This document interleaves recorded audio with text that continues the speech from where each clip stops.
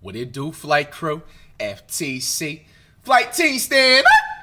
Why you lie? It's July. Hey man, so we got a very interesting video by KTO. Now, a few of y'all have actually been requesting this for like the last few months. And sometimes what I do, like when some people request a lot of certain videos, I'll just like bookmark it in my notes and stuff on my phone, and it's like hopefully I eventually get to it. And here we go, man. We got the craziest college football season of all time. Let's check it out. 07, 7th grade reacts. 2007 was simply the greatest college football season ever played. Really? Come after me!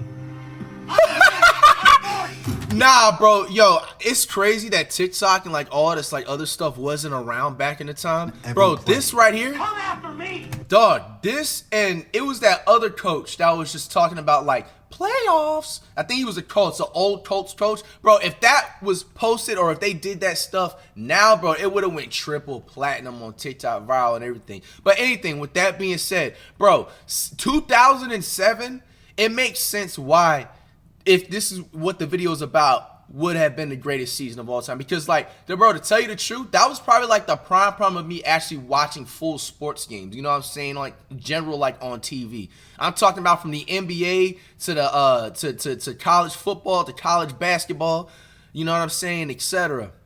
Now with that being said, bro, I ain't gonna lie, college football had a way different aura back in the day, bro. Like I feel like it's getting there now, but like back to what it was. But bro, the early 2000s, especially college football, bro, it just felt like a different atmosphere, bro. You know what I'm saying? Like, it's just like every, like, I don't know how to even explain it, bro. But now let's check out the video. It's the last time I pause. I'm not gonna be I'm a man! I'm 40! With so many twists and turns throughout the season, the best way to be able Bro, to tell this season I remember had so many generational like clips and underrated highlights that I just don't understand how they're not so viral like now. Like, this story will be through the weekly chronological timeline from the perspective of the polls, because what ended up happening in 2007 has so much historical significance in relation to the polls. Things that had never happened in the 71-year history of the AP poll were happening on a constant basis throughout 2007. Bro. In a year we've had so many upsets in college football, how fitting to have Kansas and Missouri controlling their own destiny, not only for a conference title, but to get to the national title. It's amazing.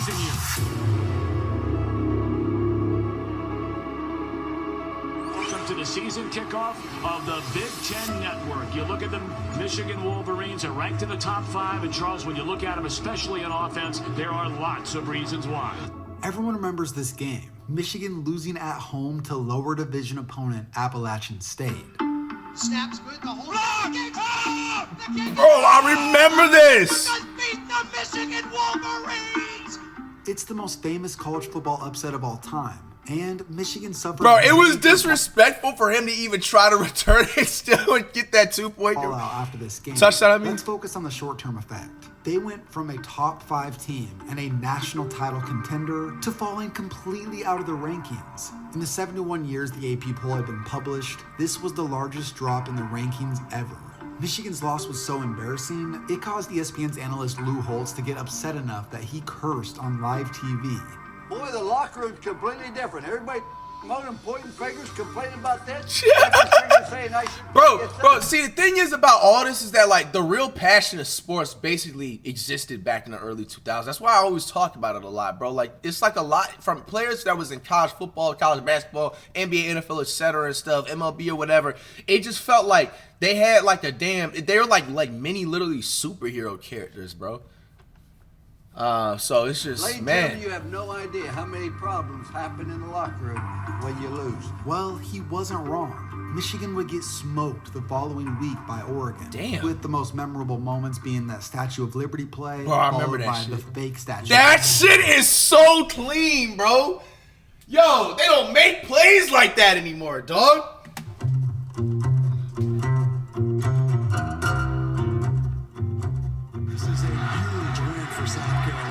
Be a defining win during the short tenure from Steve Spurrier. This one up for grabs, jump ball, and knocked away, picked off. Look at that, dog. Woodson from the gun, play fake, step it up. He's throwing deep down the near sideline. He's got Johnson. Bro, like, even the commentary was just so much better, bro. Look at the emotion in this. Has time. Going deep. Got a man, and it's broken. Morgan Trent and Jamar Adams just saved the day. Over the course of weeks 2, 3, and 4, there were a total of 9 upsets. In the grand scheme of college football, this is a pretty normal amount. Things take off, however, in week 5, when there were 8 top 25 teams who lost. Half of them were in the top 10, 3 of which were in the top 5. Things were starting to get weird. This takes us to our first Cinderella story of the... Bro, because you know me, you know, bro, my grandma's favorite college football team is West Virginia, bro. I remember, bro, prime West Virginia, early 2000s, 2007 season, bro. Bro, Pat White, Noel Devine, bro. You know what I'm saying? Like, just Slayton, I believe. Yo, it was just so much generational talent that came out of West Virginia, bro. Video. Like, this is one special night. This is unbelievable, Al. We're about to witness the birth of a college football program behind us. Back in 1997, the University of I don't South remember Florida this had for I begun was their like first season 2 in years old. NCAA football. Their first team meeting was held under a tree, and they had no real football facilities. Starting off as a Division I AA school, the team quickly grew, and by 2000, the NCAA felt they were ready to make the move up to Division 1A. Over the course of the next 7 years, they did decent, especially for being recently formed, but not in the grand scheme of major college football. They had never been ranked. That was until week 4 of the 2007 season, where USF entered the polls for the first time. After another win, they moved up 5 spots to number 18. Suddenly, week 5's matchup against number 5 West Virginia had become the biggest game in program history up to that point. To snap it. Worthy takes an aim. crazy. Upset right there. I think I remember this.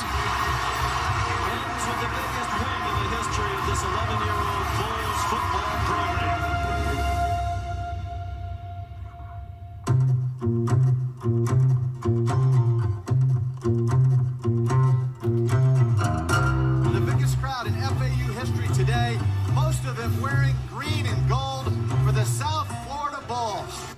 Just imagine the hype train that the South Florida students were riding. Although this game would be close, USF would win that game, keeping the undefeated season alive. Now, before we continue, I'd like to thank Honey for sponsoring this video. First, what is Honey? Hop on Mark out to check out. It's an overjoin Honey US. It was a /KTO. Okay, let's go back to week 6 in 2007. USC had just been demoted to number 2 in the AP poll behind LSU. At this point, it was a coin flip between who was the number 1 team in the country. Coming up though, LSU had to face a tough Florida team, led by Tim Tebow, while USC had a walk in the park. They played the below average Stanford, who had gone 1-11 the year before and was 1-3 up to this point. USC was favored by nearly 6 touchdowns going in. 6 touchdowns favored is disrespectful,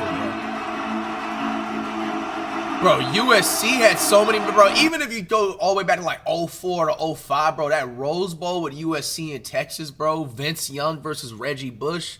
Yo, that, I ain't gonna lie to you, that probably had to be the top 5 like all-time like sports game that I have ever like witnessed, like for sure. I think eventually I would love to like break down my like top 10. I feel like best sports games, where not video games we're talking about, we're just talking about like games, and where like, you know, whatever nostalgia situations or whatever. I wanna give my rankings of that, and it goes with like all sports. For games, whether I was, you know, either able to not watch or like even maybe catch a highlight, you know what I'm saying, of it, you can just feel when a game is just like, you know, generational. Damn.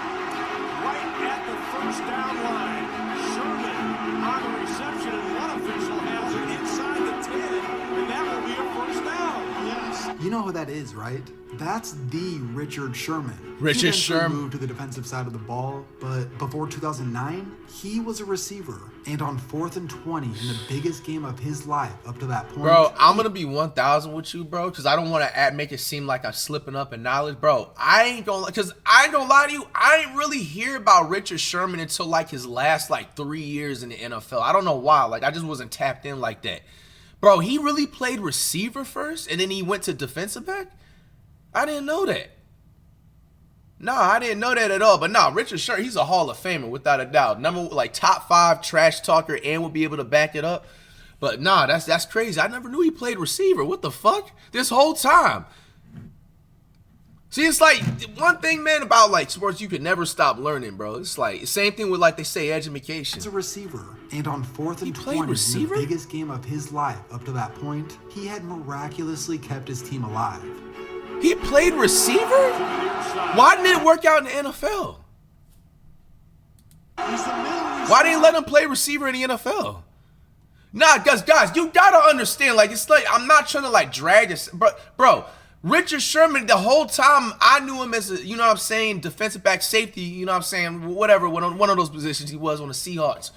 But bro, I never knew he played receiver.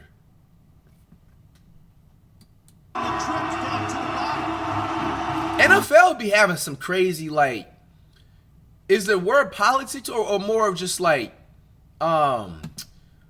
strictness? When it comes to just like being free of your position, see, that's one thing that I'm gonna assume that they're not gonna do that. And you guys probably know what I'm about to talk about. I'm talking about my man Travis Hunter. Like, I'm gonna assume, because we're in a different time and age now. You know what I'm saying? You got the mix of social media. You know what I'm saying? You know what I'm saying, influence into the actual like real life sport world. So they could have a say in it too. But bro, I really hope the Jaguars like actually let Travis Hunter play both positions. Like, obviously, like I've known this has been done before. Deion Sanders, you know what I'm saying, he played both. He has that. Honestly was my first time when I found out about when I first played Madden Ultimate Team. You know, way back when and stuff. Like, that's how I found out that, oh, that's actually happening in the NFL too. It's not just a college thing where they but it's like the NFL needs to be more open to doing that. You know what? To be honest with you, bro, that's gonna, for me, I would want to like be tuned in more to the NFL if I know somebody that's coming out of college will have a high chance of playing like both positions on the field, whether if it's offense or defense or both, you know what I'm saying, size of it or whatever, bro. That's just personally me. So I don't know why the hell they're so strict on that. I hope they kind of like get easier on that. You know, I think the Jaguars will, because the Jaguars, bro, they ain't been good since Fred Taylor's and Maurice Jones-Drew. You know what I'm saying? Elite knowledge right there. You know what I'm saying? Was in the NFL. So the Jaguars, yo, you better play my man Travis Hunter. You know, let him play both the receiver and defensive back positions. You know what I'm saying? Bro, Richard Sherman really played receiver, bro. Bro, it's like so random, bro. Because I'm not going to be like, no offense to Richard Sherman, like, defensive back safety, he's a 99 overall. We're not even arguing. I'm talking about offensive-wise, like, I've seen him, like, drop picks before. And I'm like, bro, I could have caught that with one eye. Like, so, I always felt like Sherman's hands was, like, kind of, like, mid. But, hey, kudos. That's Sherman again? Stanford touchdown, Stanford, my goodness. Sherman caught a touchdown, bro, on a receiving. Just for context of how shocking this was, the year before when these two played, USC blew out Stanford 42-0. Then, a week before this game, Stanford's starting quarterback had suffered a seizure, so the backup, who had only thrown 3 collegiate passes, was to make the start. Remember that other huge upset earlier in the season? Michigan was favored by 34 points versus Appalachian State. USC was favored by 41 over Stanford. Crazy. While that happened, down in Louisiana, Florida and LSU played in one of the best games all year. This game was the definition of smash mouth football. Tim Tebow, Percy Harvin days, Chris Rainey, bro. But with a couple tricks up the sleeve of Les Miles, some big time turnovers, and grinded out football, LSU completed the fourth quarter comeback to truly solidify them as the #1 team in the country. What's incredible was going into week 7, USC was still in the top 10 somehow, but there was a new frontrunner in the Pac-10. Cal was ranked #2, and it's all because 2 weeks prior, they beat Oregon on this play. With 22 seconds to go, Stewart in the backfield. Dixon, Colvin. Oh! No signal. Colvin. The Touchdown? officials have yet to make a call. It's got to be something. Ruling on the field is touchback. Bro, that is crazy. In the end zone. Oh! Absolutely heartbreaking, but it helped catapult the Golden Bears to their highest ranking since 1951. That was when football looked like this. Here's what's also crazy. Bro, I'll be averaging, bro, playing wide out during that time. Bro, I'm putting up 400 yards every game, dog. And then the only time I'm hitting like 100 or 200 yards is if I'm like tired or hungover from like the partying or something the night before, bro. Yo. LSU, who had that close game versus Florida the week before, would play Kentucky in week 7 earlier than when Cal played. After a triple overtime thriller, Kentucky beat LSU in dramatic fashion, which opened the door for Cal to be the #1 team in the entire nation.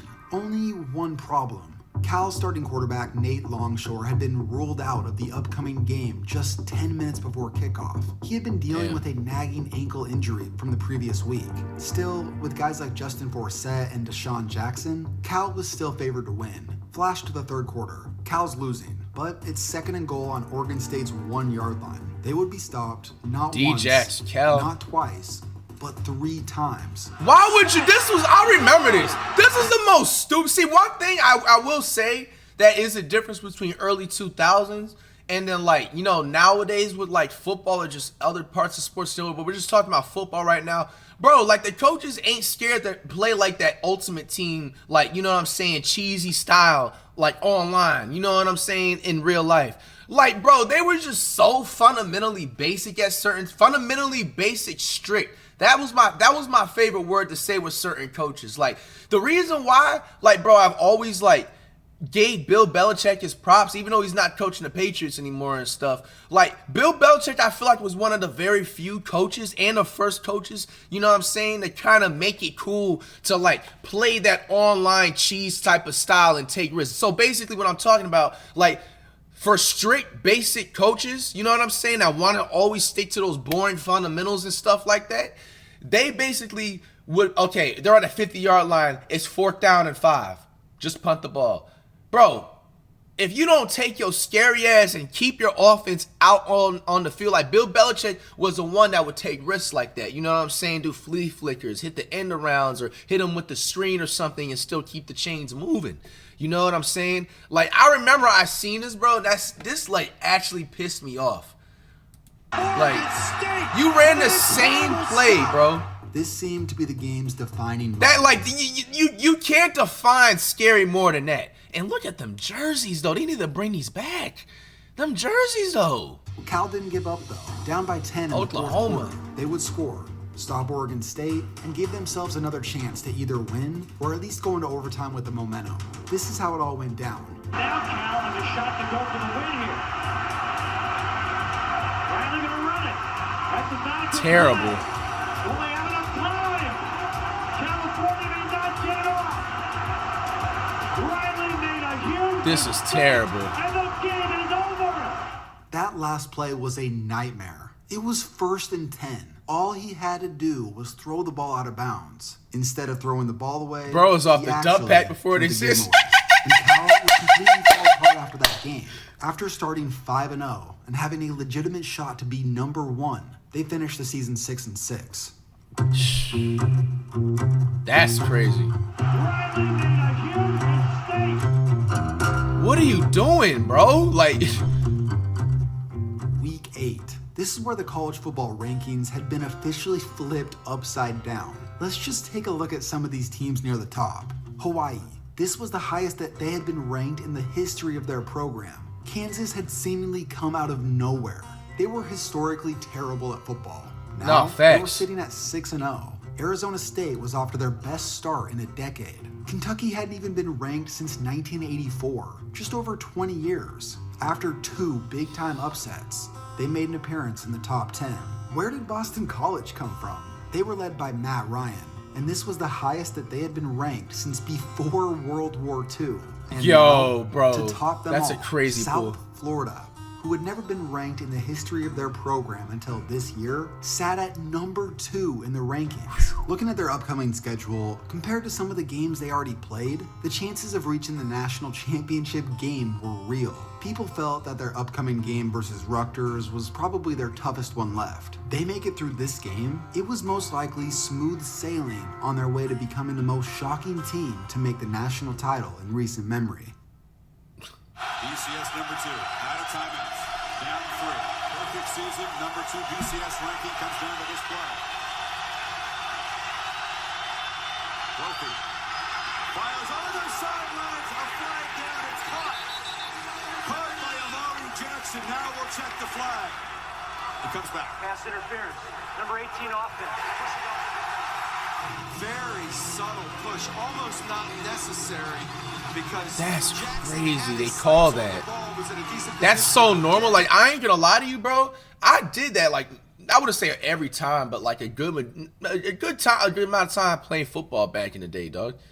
Like, I got that honestly from Moss. Moss used to low key do that, but you got to do it in a slick way. He made it too obvious. Everyone can converge on 6 men standing 30 yards from line of scrimmage for Rutgers, and Brophy heaves it into traffic.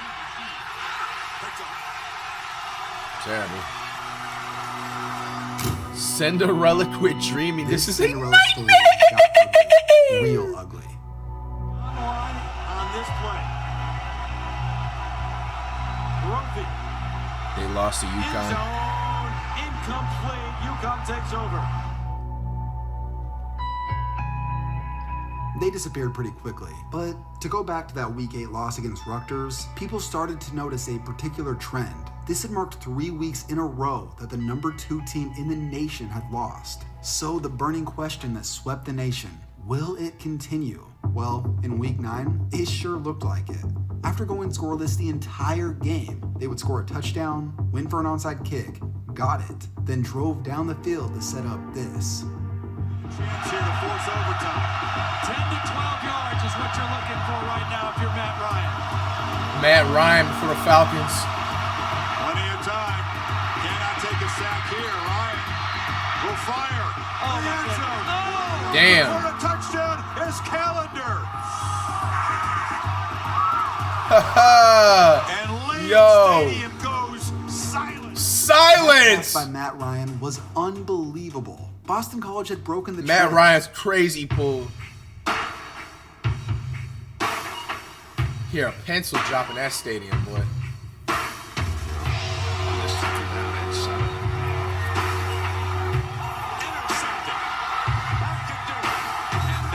Damn, disrespectful.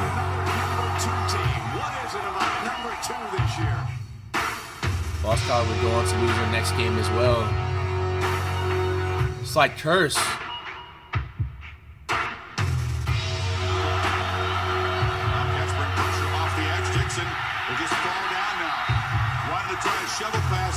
He re-aggravated his torn ACL? What the heck? Bro, nah, I ain't gonna lie.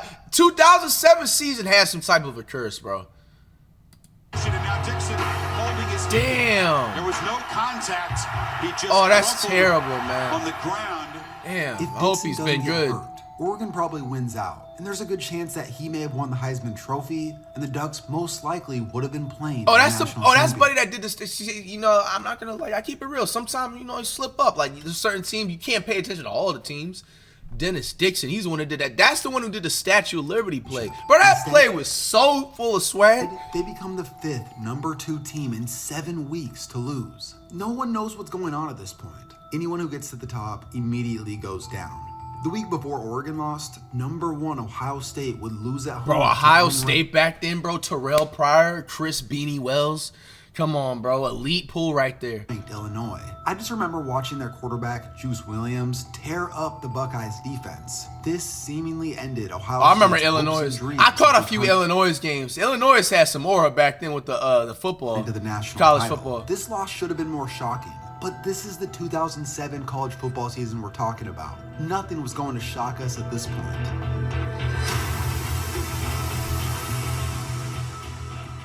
We welcome you to what certainly could be the game of the year. With Kirk Herbstreit, I'm Brett Musburger. Folks, let this sink in. Before the season, some thought that Missouri may be decent. I mean, no one expected them to be near the top 5. Retreats on the move from Alexander Scott. It's crazy, bro. In trouble. There's a safety. 28. Bro, he has apple pie in his How I face didn't see this mask. coming. Yo. Kansas was number 2. You can't win in 2007 if you're number 2. Number 2 was cursed in 2007. Oh, not the West Virginia Mountaineers. Not much sense of urgency right now for West Virginia. For the first down. Oh my gosh.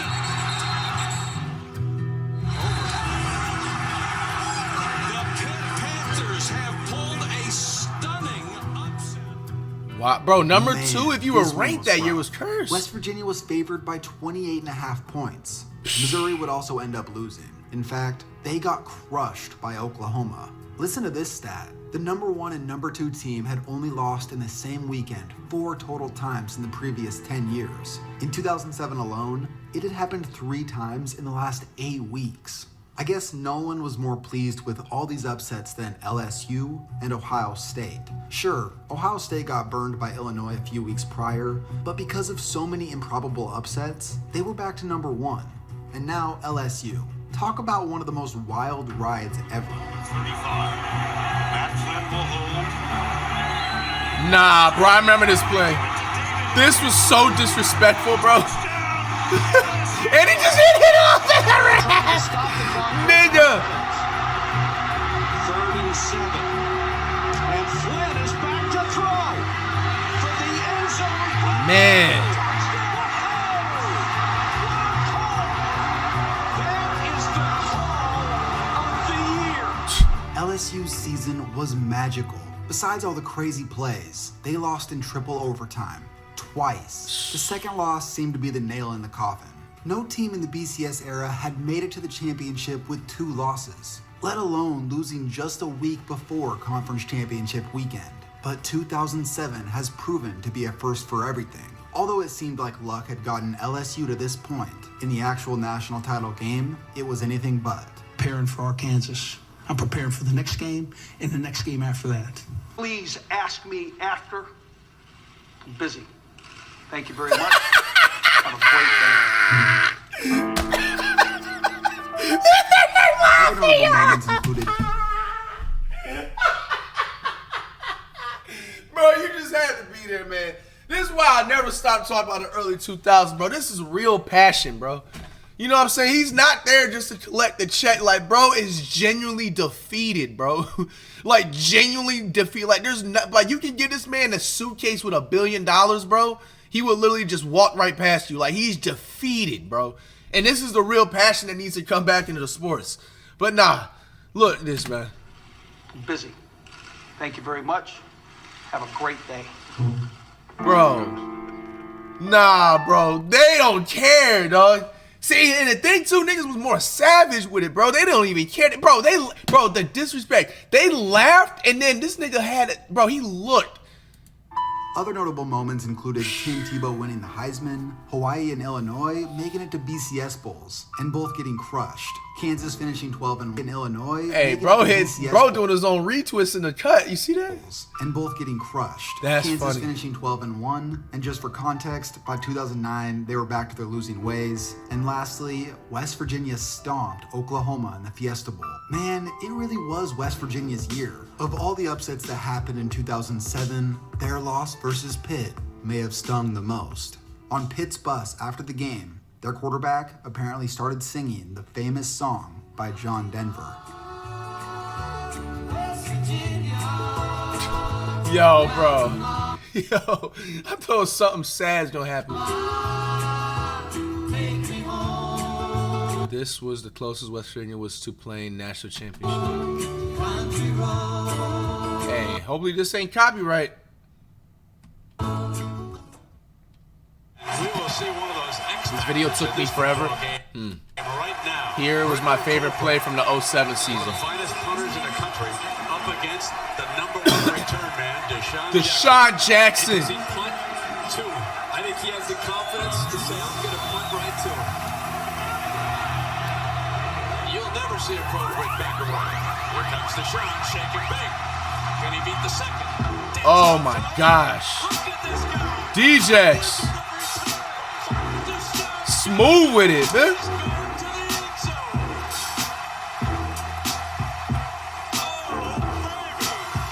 He knew he had the touchdown too. That's a funny thing. DJs is him, bro. He one of my top 5 favorite receivers of all time. No doubt. Hey man, great video by KTO, man. I'm happy I finally watched this. I know, bro, it's funny. People have been requesting this video since like 2021, and I finally just get into it. But hey, man, nah, it's nice looking at stuff like that, man. I told y'all, man, like, you know, it's a summer, no NBA, no NFL, man. We got random type of like reacts and stuff. I'm also haven't forgot about doing like you know, saying like the throwback game reacts, basically, you know, from like older games from like, you know, really early 2000s that I never been caught, or like the 90s or something, or just basically like replaying games or whatever that you know is like super. So we're definitely gonna start that you know, aiming this week and everything.